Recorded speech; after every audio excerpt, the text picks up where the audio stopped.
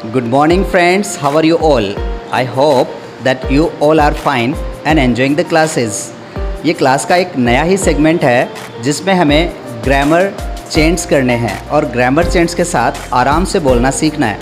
बोलना सीखने के लिए एक ही फॉर्मूला हमारे पास खास है और वो कौन सा है? Listening and speaking. कौन सा होगा? Listening and speaking. अब देखिए, आप रोज़ लिसनिंग कर रहे हैं, रोज़ स्पीकिंग कर रहे हैं, तो धीरे धीरे आपको ये सेंटेंसेस अपने कानों में गूंजने लगे होंगे और हो सके तो कभी कभार न चाहते हुए भी ये सेंटेंसेस अपने आप सामने आ रहे होंगे। तो जब हम कोई काम करते हैं तो हम कहते हैं आई एक्शन, और जब हम कोई काम कर रहे होते हैं तो हम कहते हैं आई एम एक्शनिंग। क्या कहते हैं? I am actioning. पर जब कोई काम हम कर लेते हैं तो उसके लिए हम कहते हैं I have action third form. क्या कहते हैं? I have action third form. तो जब हम कोई काम करते हैं आई एक्शन, पर जब कर लेते हैं तो क्या कहेंगे? I have action third form. तो नई चीज़ें सीखने के लिए आज हम शुरुआत करेंगे, कोई काम हमने कर लिया है। तो ये देखिए, प्रेजेंट सिंपल में और प्रेजेंट परफेक्ट में ये सेंटेंसेस बनते हैं। प्रेजेंट सिंपल का मतलब होता है कि मैं काम करता हूँ और मैंने काम कर लिया है, ये परफेक्ट होता है। आप पास्ट सिंपल में देखेंगे तो कहेंगे मैंने काम किया। क्या बोलेंगे? मैंने काम किया। मैंने लिखा तो आप क्या कहेंगे? I wrote. क्या बोलेंगे? पर मैंने लिख लिया है, आई हैव रिटन। क्या कहेंगे? तो आप समझ गए होंगे कि वर्ब की 3 फॉर्म होती है, first, second and third. Suppose करिए हम लेते हैं गो, तो सेकंड फॉर्म क्या होगी? वेंट, और थर्ड फॉर्म क्या होगी? गॉन। सो गो, वेंट, गॉन। इसी तरीके से हम लेंगे टेक, टुक, टेकन। ऐसे हम लेंगे राइट, रॉट, रिटन। ऐसे हम लेंगे play, played, played. Offer, offered, offered. Take, took, taken. Give, gave, given. तो आपको जितने भी वर्ब फॉर्म्स आती है उन सबको आपको लिखने की आदत डालनी है। तो हमारे पास मान लीजिए एक फॉर्म है गो। गो को यदि हम फर्स्ट फॉर्म में देखते हैं तो इसका मतलब होता है जाओ। क्या मतलब होगा? अब दूसरा मतलब होता है जाता है, तीसरा मतलब होता है जाता हूँ, और बहुत सारे हैं तो हम कहते हैं जाते हैं। ऐसे यदि हम सेकंड फॉर्म काम में लेंगे तो उसका मतलब होगा गया। आई वेंट, इसका मतलब मैं गया। अब इसके 3 मीनिंग और होते हैं, मैं जाता था, मैं गया था और मैं जाया करता था।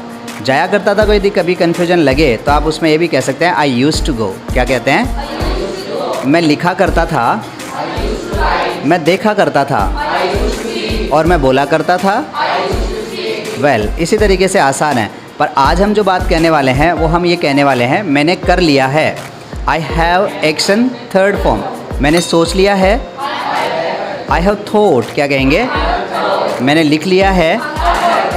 Very good. तो खुद के लिए हम बोलेंगे आई हैव। क्या कहेंगे? सामने वाले के लिए बोलेंगे तो क्या कहेंगे? You have.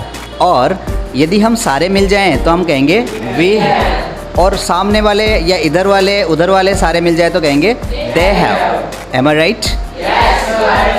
तो हमने कह दिया आई हैव, यू हैव, और सबको मिला करके कह दिया दे, और उनके पीछे जो सारे मिल गए उनको कह दिया दे हैव। पर जब भी हम ही, शी और इट इनके लिए बोलेंगे तो बोलेंगे he has, she has, it has. आज हम पूछेंगे उसने कोई काम कर लिया क्या, तो हम बोलेंगे has he action third form. क्या बोलेंगे? अब हमारे पास 3 काम है। सबसे पहला है ब्रश अप द कोर्स, दूसरा काम है टक इन द शर्ट, और तीसरा काम है वॉश द क्लोथ्स। तो ठीक है, जब हम ब्रश अप द कोर्स बोलेंगे तो ध्यान रखने वाली बात यह है कि इसकी सेकंड फॉर्म होगी ब्रश्ड अप द कोर्स। क्या होगा? यहाँ एक रूल का हमेशा ध्यान रखना है प्रोनाउंसिएशन के लिए कि आप ब्रश श के बाद में ईडी लगाएंगे तो बन जाएगा ट, ब्रश्ड अप। क्या बोलेंगे? ऐसे होता है टक इन द शर्ट। सो टक के साथ आप ईडी लगाएंगे तो क्या बन जाएगा? Talked in the shirt. क्या कह देंगे? ऐसे ही फिर वॉश, और वॉश के साथ भी आप लगाएंगे तो क्या बन जाएगा? Wash the clothes. क्या कहेंगे? तो अब तीनों एक्शन याद हो गए? बोल के देखिए। Brushed up the course, tucked in the shirt, wash the clothes. अब यदि मैं पूछूंगा has he action third form, no he hasn't action third form. Has he action third form. अब हमें क्या करना है? Has he brushed up the course? Has he tucked in the shirt? Has he wash the clothes? Very good. तो जब भी लोगों से हम मिलते हैं तो कह देते हैं हाय, और जाते तो कहते हैं, मिलके खुशी हुई तो क्या कहते हैं? Nice to meet you. अब तो चैलेंज लेकर के पढ़ाई कर रहे हैं वो कहते हैं I need change right now, right here. और जो बदल गए हैं वो कहते हैं आई एम चेंज्ड। अब देखिए मैं बदल चुका हूँ, आई एम चेंज्ड, और ही हैज चेंज्ड। लड़की के लिए कहेंगे तो क्या कहेंगे? और सामने वाले के लिए कहेंगे तो क्या कहेंगे?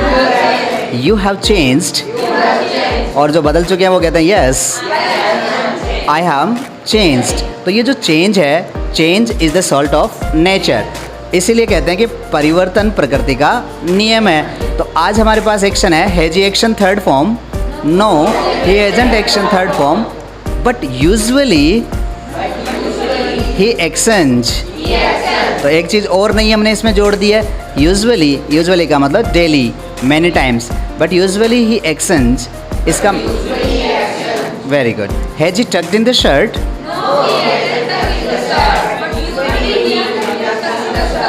Has he wash the clothes? Very good. अब आप मुझे क्वेश्चन करिए। सबसे पहला क्वेश्चन है no, he hasn't wash the clothes, but usually he washes the clothes. No, he hasn't tucked in the shirt, but usually he tucks the shirt. Yes, yes, ask. No, he hasn't washed the clothes, but usually he washes the clothes. No, he hasn't brushed up the course, but usually he brushes up the course.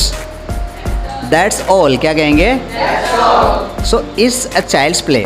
अब आपके लिए ये आसान है और आपको आसानी से इसकी प्रैक्टिस करनी है। Can it be done? Yes, it can be done. क्या कहेंगे? इसका मतलब है कि ये बोला जा सकता है। It can be spoken. क्या बोलेंगे?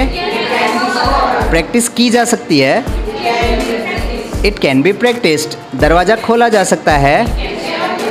Door can be opened. तो मिलते हैं अगले बैच में, तब तक के लिए आप प्रिपरेशन करिए और